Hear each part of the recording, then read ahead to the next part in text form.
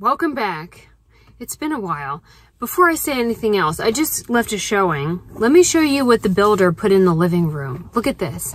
This is a custom doghouse built into the living room, and they have their own recessed lighting inside. Why is this not standard on every new build? It's perfect. It's wonderful. Maybe I'll put my naked cat in there. I will. So there's things about why I've not been posting that are important and related to this channel. But first, let's take a moment to embarrass other people. Let's get the important work out of the way. Client shaming. This is Eric. Eric is a loan officer. My job is so much easier when a loan officer is in charge of his own loan, right? Right. When men and women, a couple, go to a showing, the man tends to get lost. He will scamper away and go find a place he's comfortable in. Like the garage, always the garage, or the shed out back, or you'll find them just staring at the electric panel even if they don't know what they're looking at. But men will do that. They will just try to go to their safe spot in a house. Women, when the woman shows up, she knows the latitude and longitude of all the toilet handles. She's read the listing, she's looked at the survey, she's the property disclosure, she knows everything, everything. Eric and Tara and I, we go into this house, and Tara and I are going through like Navy SEAL Team 6. Like, you know, what do they have? Those like the scope on their head, just looking. We know where everything is. We're checking. Okay, this way. We got the whole thing. We go through that house in like 5 minutes. We've got the whole thing done in 5 minutes. And then we realize, where the hell is Eric? He was nowhere. Gone. We go searching for him, like a lost dog. And I pull back the curtain and I see Eric in the front yard by himself. And he's just out there doing this.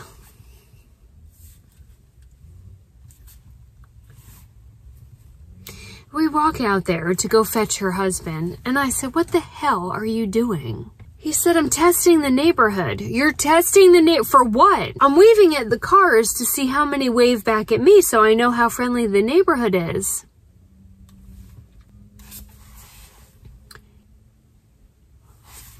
He's a man ahead of his time. Why are we not doing that on every house? Just everyone stand right at the driveway and wave at the neighbors and see how many people wave back. It's important. You want to know that you have a friendly neighborhood. And then this is Blair. Blair is a professional comedian. She owned property in Wilmington, and now she lives up in Washington, D.C. She was using it as a rental. Many landlords getting out of the game now because renters can suck, and other reasons like taxes, but mostly because renters suck. Blair decides to list her condo. I put it up for sale. When you go through the listing process, there's all kinds of paperwork that has to be signed. One of those is called the property disclosure. If you're going to get sued, it's probably over something in this piece of paper. Blair decides to submit it back to me for the listing with all kinds of snarky comments written where she should have put a serious answer. For example, where it asks how old the water heater is, she wrote, why don't you cut it in half and count the rings? I had to tell her not to use BC and AC, before Christ and after Christ, that's what it is, right? When describing how old the appliances were. She thought this was so funny because, quote, I want a buyer who has a good sense of humor.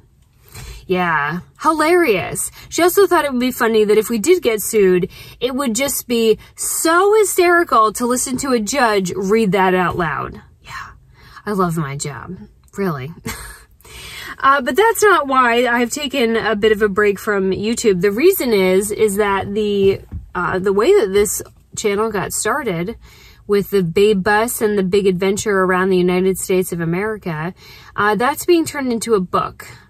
And it is a huge, huge undertaking to take, what, a year and a half of life and condense it down and remember all the things that happened and all the things that never made it on to any of the stories I did here, the behind the scenes stuff, and put that on paper and edit it and format it and all that. So That's why, is not only am I hugely busy slapping the hell out of my clients to keep us from getting sued or kidnapped off of the driveway, also trying to do all the work that's involved with that. So at this point, I'm up to Georgia.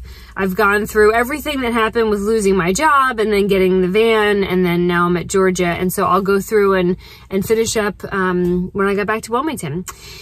So that is why there will be less YouTube videos. I was going to put some of my real estate videos up, but people here tend to get their thong in a knot if it's not something about RVs and traveling. So I have not done that.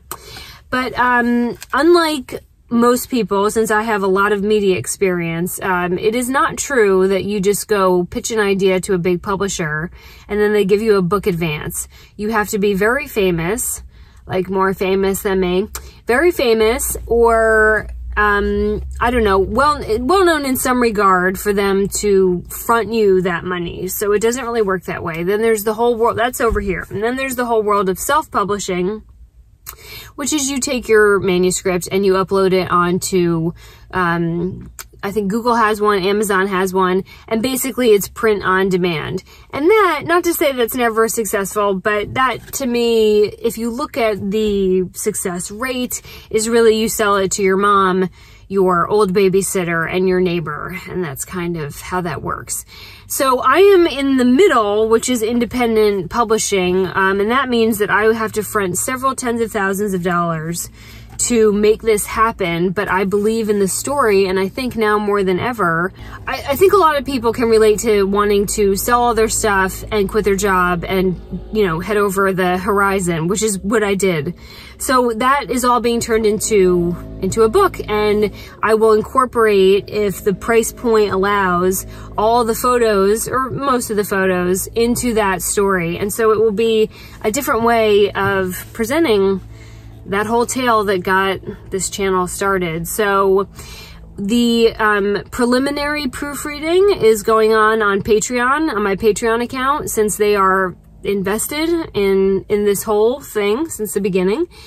So I'm writing a chapter and then I put it up there and then it gets sent somewhere else, and that's all being done sort of behind the scenes. And then really where the publisher comes in is creating the business around delivering that book out into the marketplace so that I at least break even. Obviously the goal is to make some money if you're going to put in all that time and energy, but to break even. So the project now is, one, doing all that proofreading, and if you'd like to join in, we'd certainly like to have you, especially if you're willing to be brutally honest. And two, I need a working title. I cannot get the next stage with the publisher if I do not have a working title, and I don't want to call it Babe Bess. So either head over to Patreon or put a comment below about what the working title could be. Keep it short if you can. And that's where we are. Not to say I won't be putting anything up here at all, but the book is the primary objective. And if you have ever published a book, or you know people in publishing that have any insight or helpful advice, that is most appreciated. Otherwise, and until then, I'm going to get my behind back inside so I can crack out the next chapter, which, if I recall from where I left off, is going to the smallest church in America. I think that is the next one that I have to write today. So that's the reason. You can be a part of the cause, keep the mission alive, and until then, I'll see you later, weirdos.